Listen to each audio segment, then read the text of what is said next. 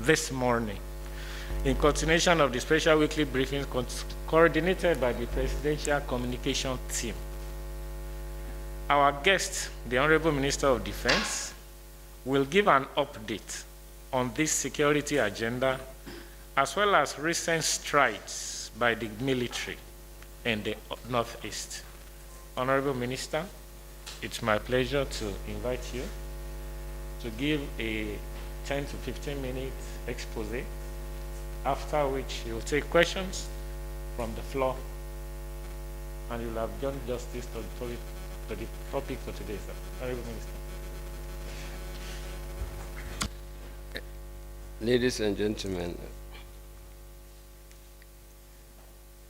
I stand before you to talk about the Ministry of Defense of the recent times, probably between 2015 to date. I would rather confine myself to the period I am appointed the Minister of Defense, but for continuation of the regime, I wouldn't mind going back into memory lanes to be able to give the background of why we are here. Let me begin by saying that I am pleased to stand before you to address you on the status of the country's defense strategy and the strides being made to make Nigeria safer and more habitable and attractive to business and economic activities. First, I would like to thank the Presidential Committee, Presidential Communication Team, PCF, PCT, for putting in this briefing together. And I am optimistic that in the course of my presentation, that I can provide the much needed clarification on the work that the military is currently embarking on to ensure the safety of lives and property across all the regions of our Nigerian nation. I would like to state here and clearly that the armed forces will not be deterred from carrying out their duty of protecting the lives and the lives of the people. And on behalf of President Buhari, we would like to commiserate with the families and loved ones of the soldiers that were recently killed in Benue State, and also not forgetting all the members of the armed forces who had to pay the ultimate price to ensure that our nation remains safe. I can assure you that we are on the hunt for the killers of these soldiers, and we will ensure that they are face the full wrath of the law.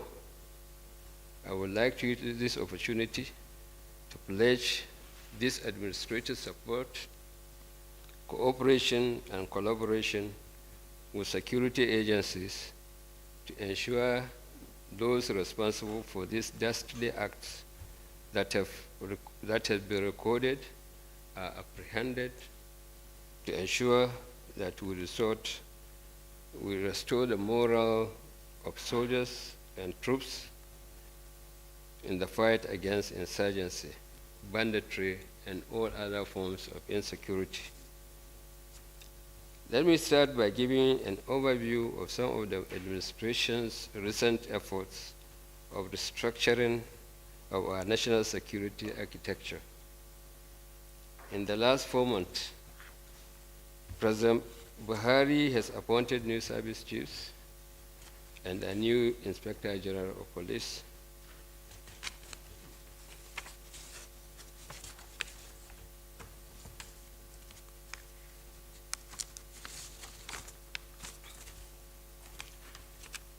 The President has also directed that any person found wielding or using AK-47 in the forest in any part of this country should be shot at sight. And this is a warning which we will send the message to all Nigerians. We are not going to miss word. Anybody picking arms against the nation or against members of the armed forces or the local government around him will have no need, he has no life to live. We will certainly get to him. Similarly, you may understand that we have declared Zamfara State a no-flying zone, and all activities of miners have been suspended. Similarly, in trying to build and threaten the international partnership, we have recently reviewed the existing bilateral agreements between the United Kingdom and Nigeria, intending to work out a new framework of action to decisively tackle the insecurity in our country. Our cooperation with all other international partners, including especially our neighbors, is also being threatened. Just this week, the newly elected president of Niger was in Abuja to visit President Buhari, and the security was one of the items that we discussed. The federal government has also committed to continuing the improvement of standards of the military, both in training, welfare, and equipment. The high-caliber weapons ordered by the Buhari administration are being expected to arrive on the shore of our country soonest, and the deployment of these equipments would boost the morale of the soldiers and ensure that the insurgents are completely rooted out. Since President Buhari assumed office in 2015, we have acquired new aircraft, and there are more than 20 manned aircraft and armed combat air vehicles that are being expected for delivery in the coming months. These assets are in addition to dozens of armored vehicles, battle tanks, artillery trucks, and other direct weapons being acquired by the Army, and boats and UVE being acquired for the Navy. We can therefore confidently report that Boko Haram and its allies have been dealt and are still being dealt and given a major blow, not just on the military front, but also in terms of curtailing the illegitimate financing that allows them to source weapons and train recruits. In the absence of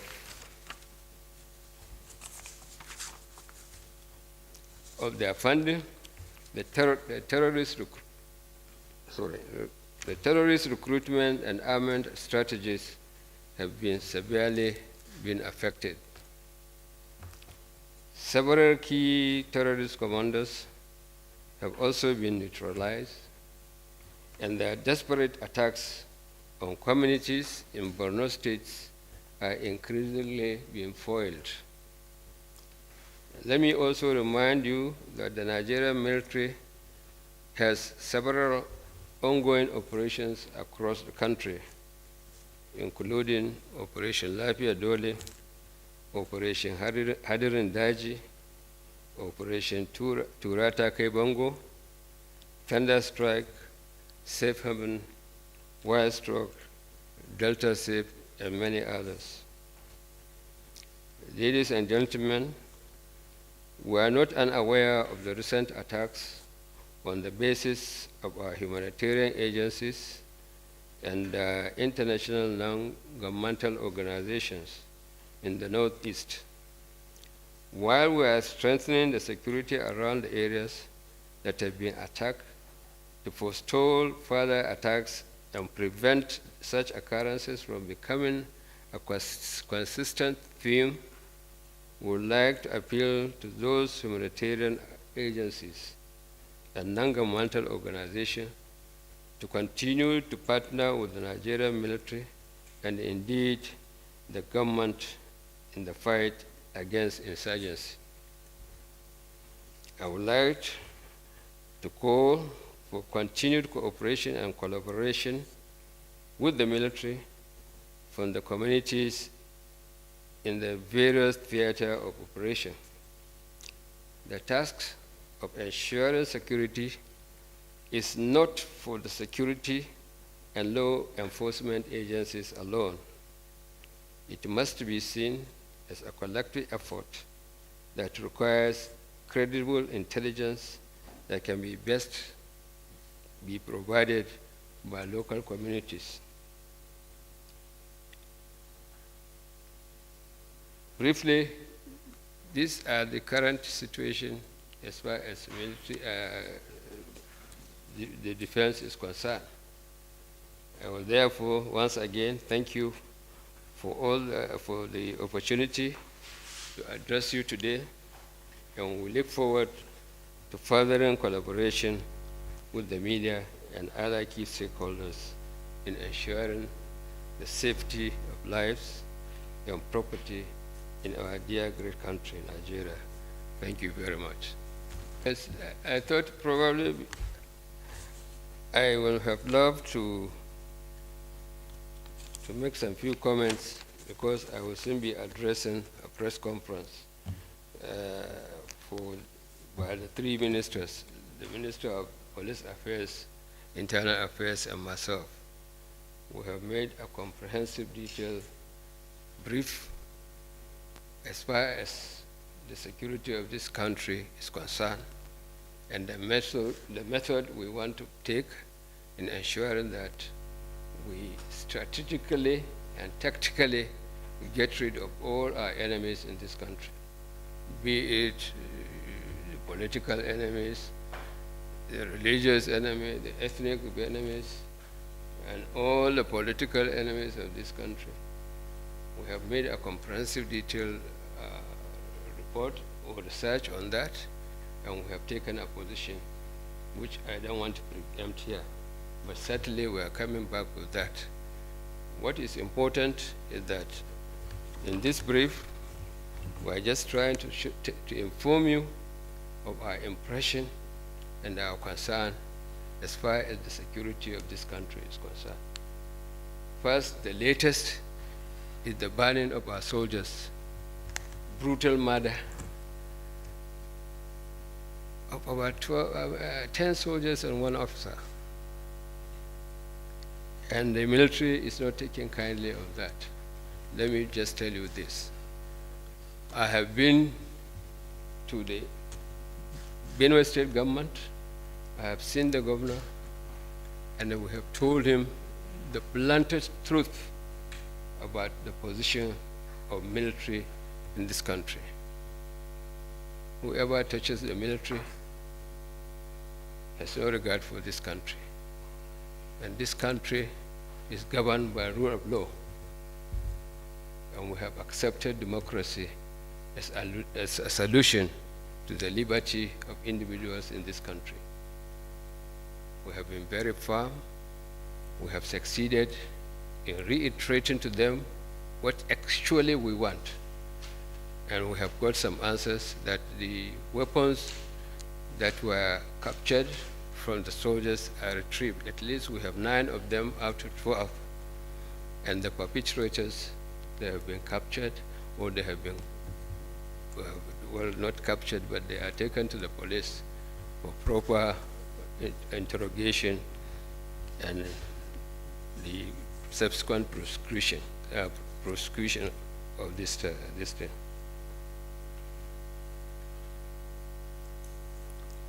In other words, we, as I've been corrected, we have opponents, not enemies.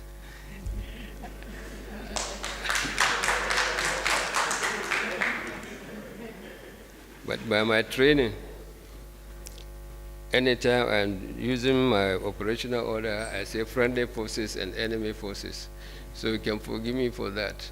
But I think we are saying the same thing in a more, what do you call, civility and respect, maybe. But certainly their activities are the same. So those who call Nigerians as enemy, we don't mean that in its real word, in its real meaning. Put it in quote, enemies, and we are now using opponents. Honestly, I can read part of what I have written here about the general problem in this country. And we discuss the happenings. And as you are all aware, international and domestic environment are pervaded by increasing speed of threats to individual and national security. In this wise, Nigeria has continued to face multiple, unremitting, and persistent internal conflicts. While incidents of domestic terrorism have reduced due to the measures taken by the federal government,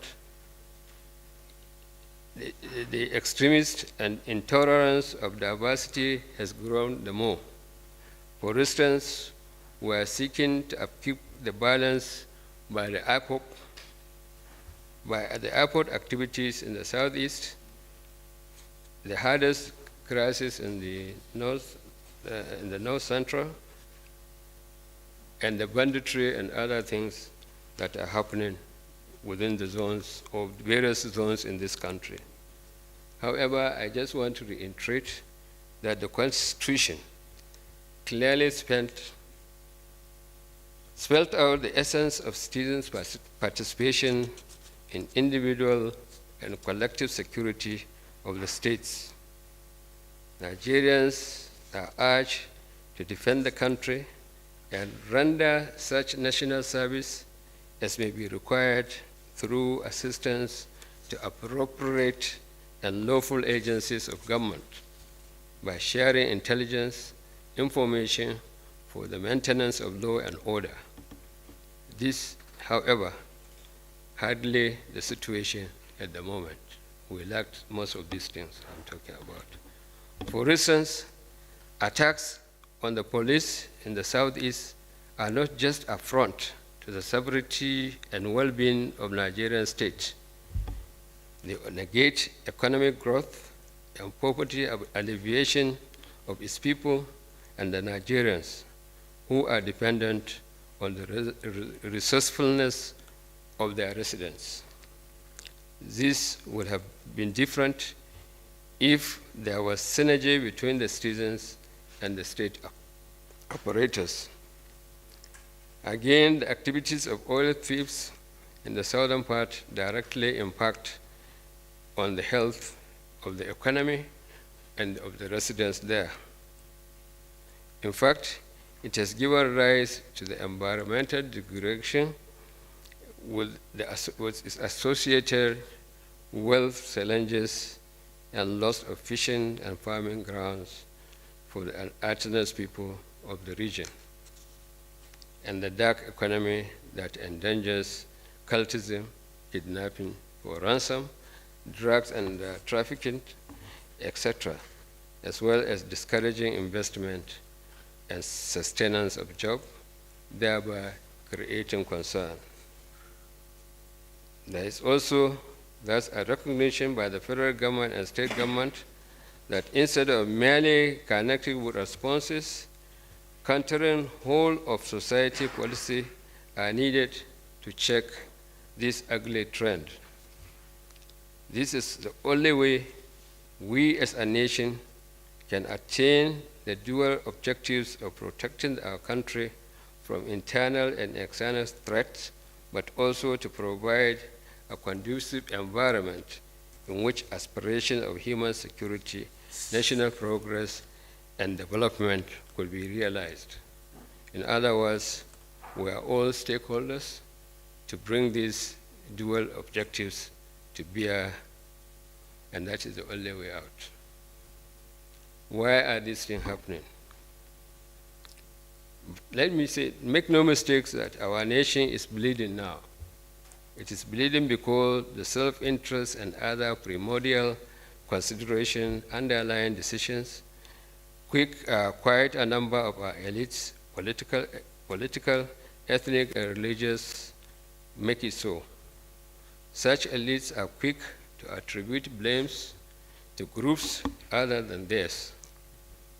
The whole idea is to exploit the social division for their political gains.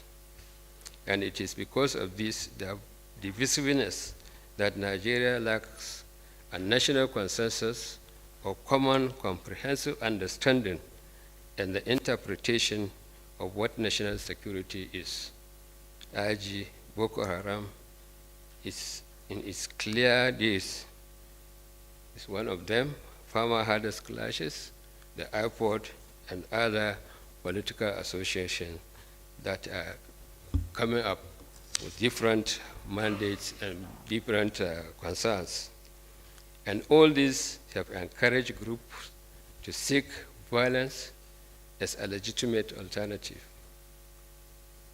From here emerges a narrow vision of national identity and vision which threaten our country's prospect for social cohesion and stability.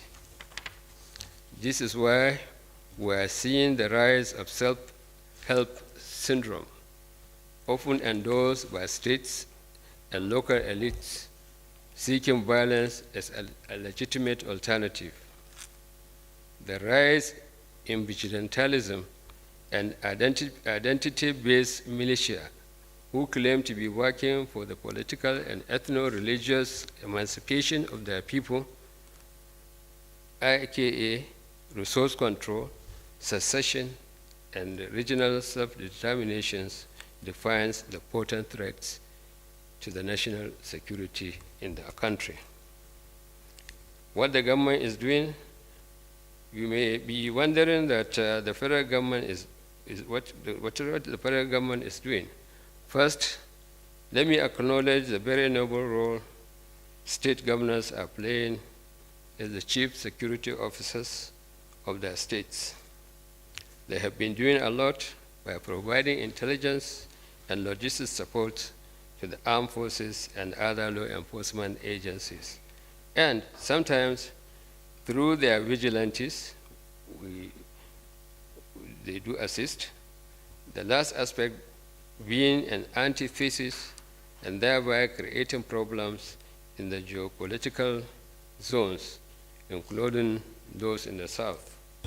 We must also acknowledge civil society groups who draw government attention to ill winds in our society. At the federal level, we have started a dialogue and interaction session with all stakeholders in order to pool the society's effort to containing the threats confronting us as a nation and as a people.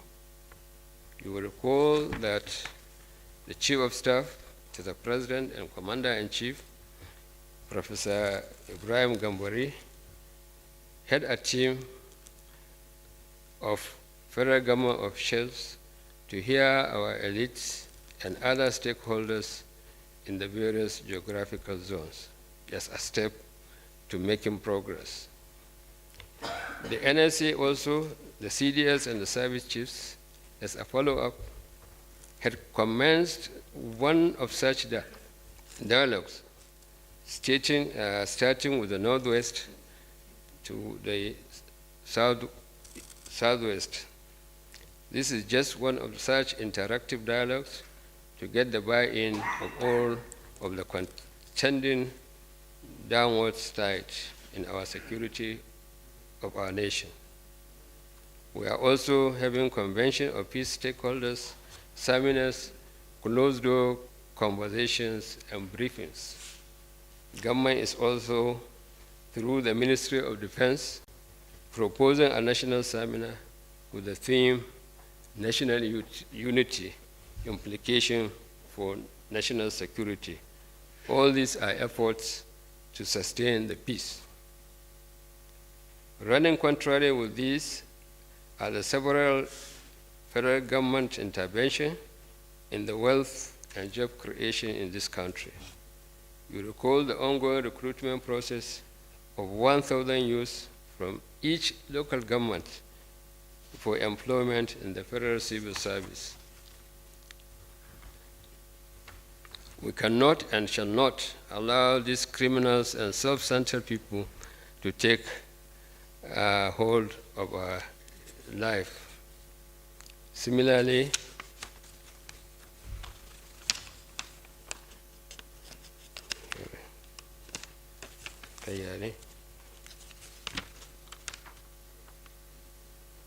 service.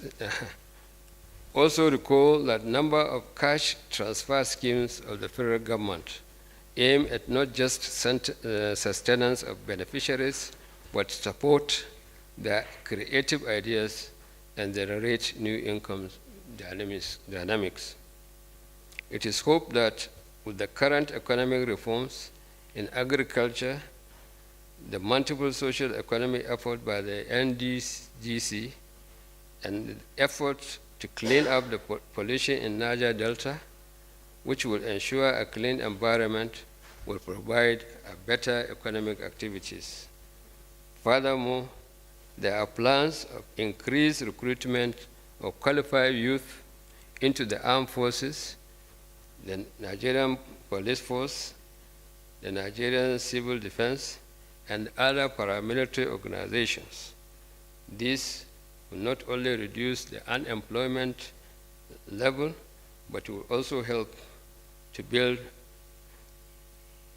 up personnel in the security sectors. We have also have to recognize that various levels of government alone cannot solve these problems. We, as one indivisible society, have to dress down to make it happen. We cannot and shall not allow these criminals and self-centered people to take hold of our dear national life. Criminals and troublemakers must find legitimate cause of influence for political, ethnic, and religious, as well as economic relevance. Going forward, we must together finish the work of defeating violence. We are here to assure you that Mr. President, Commander-in-Chief, Muhammad Buhari, GCFO, and the Vice President, Professor Yemi Osinbajo, and along with his governing elites at the federal and state levels, are on top of the situation, and in no distant future, our situation would be much better than it is now. The President has commenced the rejigging of the armed forces. New services have been appointed, and the new strategies are coming into play. New defense capabilities have also been started coming in. We hope the President will soon consider a holistic security sector reform of the other security agencies. But the use of force must be seen as part of the whole of society approach, and this government will not relent on this direction. We will give the leadership you want, we have the political will to reduce this menace in a short while. We can only do little if the political, ethnic, and religious elites continue to fuel their decisive paradigm. After all, it can just be a satisfying and much more cost-effective to prevent conflicts rather than to fight them. We support, your support is here very critical. Lest we forget, victory here will be measured by you and going about our duties, our leisure, our shopping, our local international travel without looking for security is impossible. Thank you very much.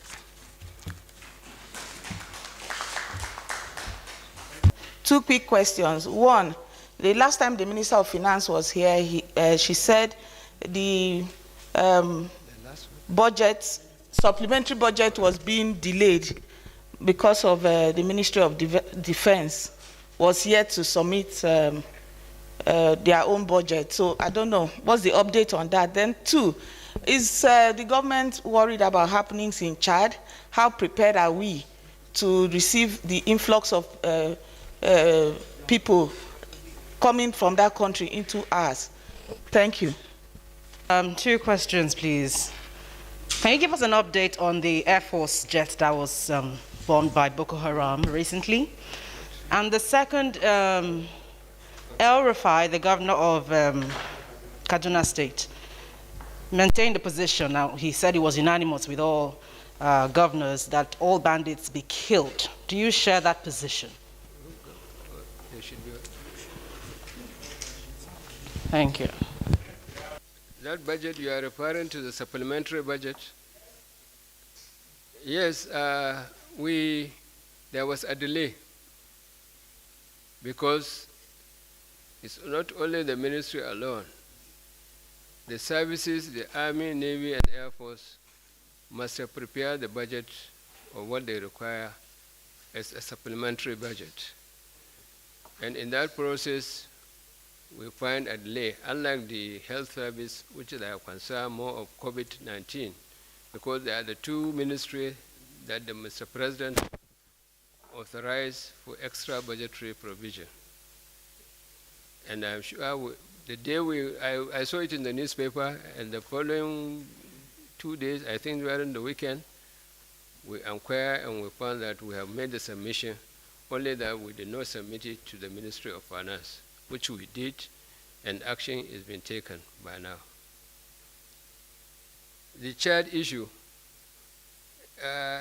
when we heard of this unfortunate killing of the Chadian president, we know that problem is bound to be created amongst the neighboring countries. And Nigeria will be most hit by his absence. If there is no security in Chad, there will be a lot of problems. But thank God, we have a lot of military activities with the Chadian, Niger, Cameroon. We have all that military concern. So, in the name of multinational joint task force, all these countries, including Chad, are contributing countries for the operation. What we hope is that very soon we will find a secure for the continuation of this thing, of the activities we are supposed to be doing. The problem is that the problem of Chad is now going to be aggravated because we are not sure the direction in which that country is going to face. But I assure you that we are mindful of our borders, we are mindful of the development, and politically the government is putting its head together to see how best they can restore the peace in that country. So security-wise, we are beefing up all our borders to ensure that refugees, they don't flow into our country. Even Nigerians, I'm sure some of them would like to come back. We have to make ready, we must prepare for them and allow them to come in and refuse others to come because of the problems that will create. The issue of weapons and armament, we are also afraid of that. Before, Chad is the buffer, stopping most of this infiltration of weapons and the rest of it. Now, it's free for all, right from Libya down to Nigeria. It's very easy now because of the absence of the influence of Chad in that route. So we also have to take care of that and prepare our minds to it. I think we are on top of the situation. All we are praying that the African countries will find a solution to the problem of Chad and get on moving as a democratic society as expected by international organizations and the world over. Are you okay? The Air Force crash. It's unfortunate. We had two crashes, one around Kaduna, Abuja Airport, and then the other one in the forest. These incidences are not human errors. These incidences we cannot say is mechanical or otherwise. These incidences we cannot say as at now whether there is an action from the rebels or otherwise which caused the collision of the aircraft. The best I can tell you is that investigation is on, and we'll tell the world exactly our findings of the situation about those aircrafts. All bundles should be killed. I don't share that. With my little experience as a lawyer for 37 years, I think I know the rule of law. I know how decisions are taken. Everybody is innocent till he is found guilty. We'll try to administer justice to all of them. But where we catch them with weapons, somebody trying to kill you, what do? You will allow him to kill you before you make complaint? Madam, that area we will not compromise. Anybody who will pick using arms will deal with him. If it's fire one round, we'll fire artillery weapon, lethal, so that it can destroy the whole range, the radius. Not only himself, even his farm should be examined. I hope you get me right. Are you okay? Thank you. You have just said just now that, yes, somebody is not guilty until he or she is found guilty. I remember that not too long ago, this administration commenced the process of what they call de-radicalization. How far, sir? How many people have we brought under this particular policy? How many have we de-radicalized? What are we doing with the people that we have de-radicalized? And finally, sir, it has just been reported that about 400 businessmen were arrested or were apprehended for funding Boko Haram. How true is this, and what do you intend to do with them, sir? Thank you very much. One, I think in every society, they are likely to find some people who are acting against the will of the state. But if at all this is true, the intelligence services must have confirmed all relevant information about them and make arrests with a view to prosecuting them. There is a lot of comments that the Burundi change, the politicians, the military officers, the military are also part of the source of information to this thing. I think the right person who can address this thing are the office of the Minister of Finance dealing with this, what do you call this unit? The unit that is doing money laundering and the other things. I'm sure they will give you a better answer. All I know that we may find some deviant among us who are ready to take extra benefits in disguise of being military officers, and that you cannot stop. But I assure Nigerian military will not partake in that kind of stupid ideas, because they see their colleagues dying every moment. How can you just, you don't know whether who will go, and you are not excluded from those who will go to war. It's rotation. We rotate soldiers. If it is your turn, you must go. So if you start to be going on the other side, maybe you end up the victim. But certainly, I've not seen that this is not happening, but confirm from the appropriate ministry or agency of government. That will help you much. Funding of Boko Haram, the arrest, I saw it in the paper. Officially, I have not seen no communication for us. But certainly, I know arrests were made in Kano, because that's where I come from. People called me and told me that some people are arrested, and they want us to help. I say, we cannot help you. Let's find out what is actually happening, because this is what is killing this country. You must allow investigation to continue and finish. If you do that, you are helping in this insurgency problem we are facing.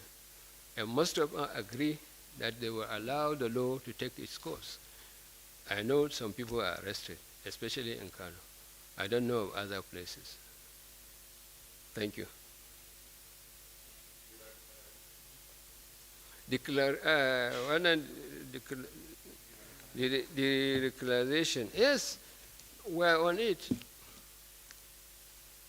What is happening when we secure all the local governments in Borno State, we establish what we call safe haven in Bauchi, is it Gombe? Yes, we established that, initially feeling that maybe we are not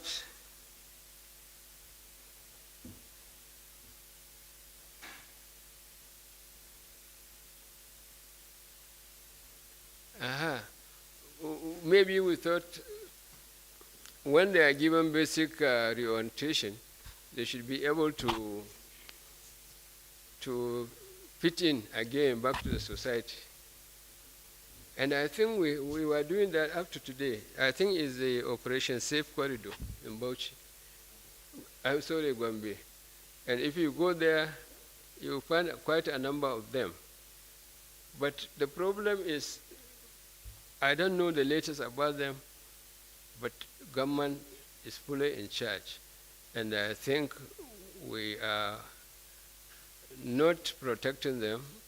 We are trying to make them more civil and fit into the society. If that is a problem in this country, we'll have to review the situation and act immediately. Thank you, gentlemen of the press. My duty at this point is just to appreciate everyone. But before I do that, let me try to clarify.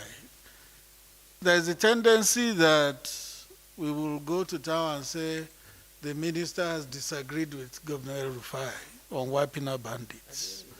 Yes, I just wanted to stress that.